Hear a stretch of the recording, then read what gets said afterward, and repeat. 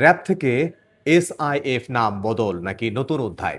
বাংলাদেশের সবচেয়ে আলোচিত আইনশৃঙ্খলা বাহিনী র্যাপিড অ্যাকশন ব্যাটালিয়ন বা র্যাবের নাম বদলে যাচ্ছে। সরকার সিদ্ধান্ত নিয়েছে এখন থেকে র্যাব পরিচিত হবে নতুন নামে, স্পেশাল ইন্টারভেনশন ফোর্স বা এসআইএফ নামে। কিন্তু র্যাবের এই নাম বদল কেন? এর মানে কি? আর র্যাব আসলে তৈরি হয়েছিল কেন? প্রথমে আসি মূল কথায়। র্যাবের পূর্ণরূপ হলো র্যাপিড অ্যাকশন ব্যাটালিয়ন। বাংলায় অর্থ দাঁড়ায় দ্রুত অভিযান পরিচালনাকারী বাহিনী। নামের মধ্যেই বোঝা যায় র্যাব মূলত তৈরি হয়েছিল দ্রুত গতির বিশেষ অভিযান চালানোর জন্য। এখন র্যাবের নতুন নাম রাখা হয়েছে স্পেশাল ইন্টারভেনশন ফোর্স, সংক্ষেপে এসআইএফ। এর বাংলা অর্থ বিশেষ হস্তক্ষেপ বাহিনী। এই নামের মাধ্যমে বোঝানো হচ্ছে বাহিনীটি আরও বিশেষায়িত, পেশাদার এবং আধুনিক কাঠামোয় কাজ করবে।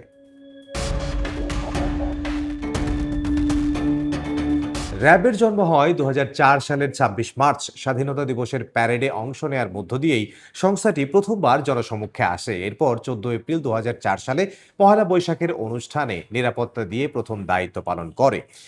২১ জুন ২০০৪ সালে পূর্ণাঙ্গ অপারেশনাল কার্যক্রম শুরু করে। অর্থাৎ ২ দশকেরও বেশি সময় ধরে র্যাব বাংলাদেশের আইনশৃঙ্খলা রক্ষায় গুরুত্বপূর্ণ ভূমিকা পালন করে আসছে। ২০০০ সালের শুরুর দিকে বাংলাদেশে সন্ত্রাসবাদ, জঙ্গিবাদ, চাঁদাবাজি, সংঘবদ্ধ অপরাধ দ্রুত বাড়তে শুরু করেছিল। সাধারণত পুলিশের পক্ষে একা এসব মোকাবিলা করা কঠিন হয়ে পড়ায় সরকার একটি বিশেষ বাহিনী গঠন করার সিদ্ধান্ত নেয়। সেই লক্ষ্যেই সেনাবাহিনী, পুলিশ, বিজিবি ও আনসার সদস্যদের সমন্বয়ে তৈরি করা হয় র্যাব। উদ্দেশ্য ছিল দ্রুত অভিযান পরিচালনা করা, বড় অপরাধী চক্র দমন, জঙ্গি ও সন্ত্রাসবাদ মোকাবিলা, আইন শৃঙ্খলা পরিস্থিতি নিয়ন্ত্রণে আনা। তাহলে হঠাৎ নাম বদল কেন? এটা এখন সবচেয়ে বড় প্রশ্ন। অন্তর্বর্তী সরকারের স্বরাষ্ট্র উপদেষ্টা জানিয়েছেন, আইন শৃঙ্খলা সংক্রান্ত কোর কমিটির বৈঠকে র্যাবের নাম পরিবর্তনের সিদ্ধান্ত হয়। বিশ্লেষকদের মতে নাম পরিবর্তনের পেছনে কয়েকটি কারণ থাকতে পারে। র্যাবকে ঘিরে থাকা পুরনো বিতর্ক থেকে বের করে নিয়ে আসা, বাহিনীর ভাবমূর্তি নতুনভাবে গড়ে তোলা, মানবাধিকার ইস্যুতে আন্তর্জাতিক আস্থা ফিরিয়ে আনা, সংস্থাটিকে আরও আধুনিক ও পেশাদার রূপ দেয়া, সংস্কারের বার্তা পৌঁছে দেয়া। অর্থাৎ শুধু নাম নয়, এর মাধ্যমে বাহিনীর কার্যপদ্ধতিও ইতিবাচক পরিবর্তনের ইঙ্গিত দেওয়া হচ্ছে। নাম বদলে ফেললেই কি সব বদলে যাবে?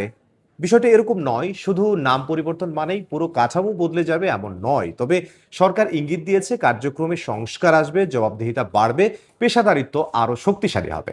এখন দেখার বিষয় নতুন নামের সঙ্গে নতুন কার্যধারাও সত্যিই কতটা বদলায়।